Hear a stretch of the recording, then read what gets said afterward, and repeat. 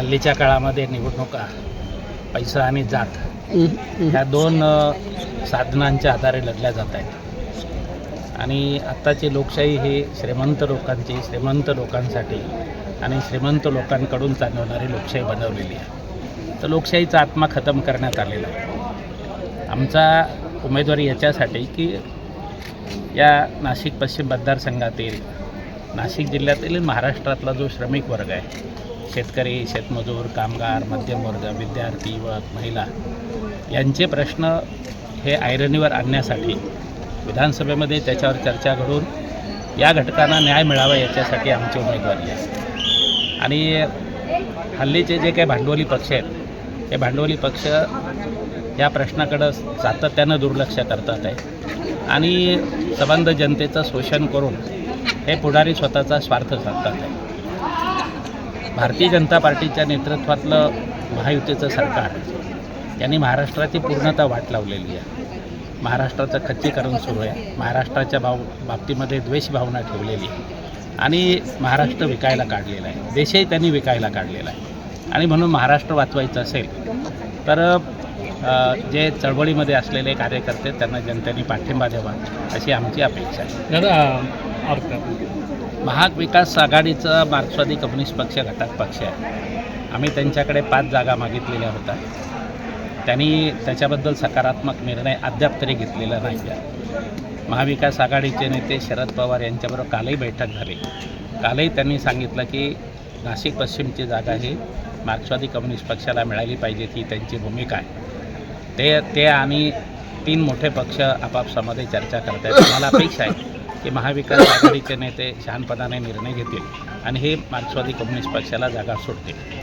लोकसभेला तुम्ही त्यांच्यासाठी एवढं ही खरी गोष्ट आहे की महाविकास आघाडीचे नाशिक जिल्ह्यातले 3 खासदार उमेदवार निवडून आले. त्याच्यामध्ये मार्क्सवादी कम्युनिस्ट पक्षाचा, सिव्हिल सोसायटीचा, सामाजिक संघटनांचा फार मोठा हातभार लागलेला आहे. आणि त्यावेळेला लोकसभेच्या निवडणुकीमध्ये महाविकास आघाडीचे नेते शरद पवार साहेब, जयंत पाटील साहेब यांनी आम्हाला निसंदिग्ध शब्दामध्ये असं सांगितलं होतं की नाशिकची पश्चिमची जागा आणि कळवणची जागा ही माकपला देण्यात येईल. निवडणुकीनंतरसुद्धा निकाल लागल्यानंतर आमच्या बैठका झाल्या, त्यावेळेलासुद्धा त्यांनी ते सांगितलं होतं. दुर्दैवानं शिवसेना त्याच्यासाठी आग्रही आहे. आमचं म्हणणं असं आहे की महाविकास आघाडीच्या नेत्यांनी शहाणपणाने निर्णय घेतले नाहीत तर सत्ता बदल करण्याचं जे स्वप्न आहे त्याला धक्का पोचू शकतो. आणि म्हणून छोट्या मित्रपक्षांना बरोबर घेऊन महाविकास आघाडीनं ही निवडणूक लढली पाहिजे. तसं जर झालं नाही तर महाराष्ट्राच्या बाबतीमध्ये घात होण्याची शक्यता आहे. कामगारांची नाशिक पश्चिम मतदारसंघामध्ये 2 MIDC आहेत आणि 2 लाखापेक्षा जास्त कामगार तिथे मतदार आहेत. अपेक्षा अशी आहे की उद्योजकांचे आणि कामगारांचे प्रश्न आणि सातपूर सिडकोमधल्या जनतेचे प्रश्न हे विधानसभेमध्ये चर्चेला गेले पाहिजेत. परंतु प्रत्यक्षामध्ये गेल्या 15 वर्षामध्ये आपण पाहिलं की उद्योजकांबद्दल कोणी बोलत नाही आहे, कामगारांबद्दल कोणी बोलत नाही आहे, छोट्या उद्योजकाबद्दल बोलत नाही आहे आणि हे मोठे उद्योग कधी आलेले नाहीत, रोजगार निर्मिती झालेली नाही आहे, कंत्राटीकरण प्रचंड वाढलेलं आहे, कामगारांची पिळवणूक चालली, अक्षरशः दुर्दशा आणि वाताहत झालेली आहे कामगारांची. परंतु गेल्या 15 वर्षामध्ये विधानसभेमध्ये कधी ह्या प्रश्नावर चर्चा घडवून आणलेली नाही. मी गेली 35 वर्ष कामगार चळवळीमध्ये आहे आणि खऱ्या अर्थानं कामगारांचे प्रश्न, उद्योजकाचे प्रश्न मी जाणतो. मी प्रत्यक्ष अगोदर करून दाखवलेलं आहे की उद्योग यशस्वीपणे चालवलेले आहेत, कामगारांना न्याय मिळवून दिलेला आहे, नाशिकच्या अर्थव्यवस्थेला मोठी उभारी देण्याचं काम केलेलं आहे. हे आपल्या सर्वांना माहिती आहे की शाश्वत आणि चांगला रोजगार निर्माण करण्याचं काम हे आमच्या चळवळीच्या माध्यमातून मी केलेलं आहे, हे आपल्याला माहिती आहे. आणि म्हणून माझे कामगार वर्गाला, छोटे व्यापारी, दुकानदार, विद्यार्थी, युवक यांना माझं आवाहन आहे की ह्या मोठ्या पक्षांच्या मागे जाऊन तुमचं भलं होणार नाही. ते फक्त स्वार्थाचं राजकारण करतात. आपल्या मतदारसंघाचे प्रश्न हे मोठे उद्योग आले पाहिजेत, IT उद्योग आले पाहिजेत, रोजगार निर्माण झाला पाहिजे आणि कायमस्वरूपी रोजगार निर्माण झाला पाहिजे, हा खरा प्रश्न आहे. नाशिक शहरामध्ये आरोग्याच्या प्रश्नाचं आपल्याला माहिती किती खाजगीकरण झालेलं आहे.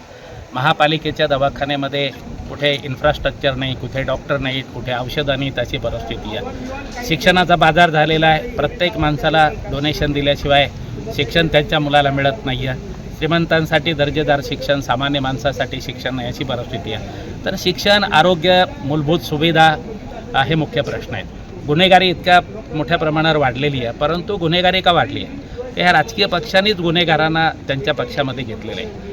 गुन्हेगार आता लोकप्रतिनिधी झालेले आहेत, गुन्हेगार आता राजकीय पक्षाचे मालक झालेले आहेत आणि मग गुन्हेगारी कशी काय कमी होईल. त्यामुळे मार्क्सवादी कम्युनिस्ट पक्ष ह्या सगळ्या गोष्टीला अपवाद आहे. आम्ही सामान्य जनतेला जागं करतो, संघटित करतो, संघर्ष करतो, त्यांना न्याय मिळवून देतो आणि लोकशाहीमध्ये हेच अभिप्रेत आहे. आणि म्हणून गुन्हेगारी मुक्त नाशिक व्हायचं असेल, चांगला बरं किती भ्रष्टाचार आहे, 30% जास्त रक्कम वाटून घेतली जाते हे आपल्याला माहिती आहे. तर ह्या भ्रष्टाचाराला कोण आहे? जे निवडणुकीमध्ये 10-10, 20-20 कोटी रुपये खर्च करतात ते भ्रष्टाचार थांबवणार आहेत का? आणि म्हणून भ्रष्टाचार मुक्त नाशिक व्हायचं असेल, गुन्हेगारी मुक्त नाशिक व्हायचं असेल, इथे रोजगार निर्माण व्हायचा असेल, कायमस्वरूपी नोकरी मिळायची असेल, हे करायचं असेल तर चळवळीतल्या कार्यकर्त्यांना जनतेने पाठबळ दिलं पाहिजे. आमच्याकडे पैसा नाही आहे, तुम्हाला माहिती आहे. आमची भूमिका की जर आता आपण जात पाहिली आणि पैसा पाहिला आणि डॉक्टर बाबासाहेब आंबेडकरांनी सांगितलं त्याप्रमाणे जर मतदान नाही केलं तर नाशिकचं प्रचंड मोठं नुकसान होणार आहे, महाराष्ट्राचं प्रचंड मोठं नुकसान होणार आहे. नागरिकांनी त्यांची जबाबदारी पार पाडावी.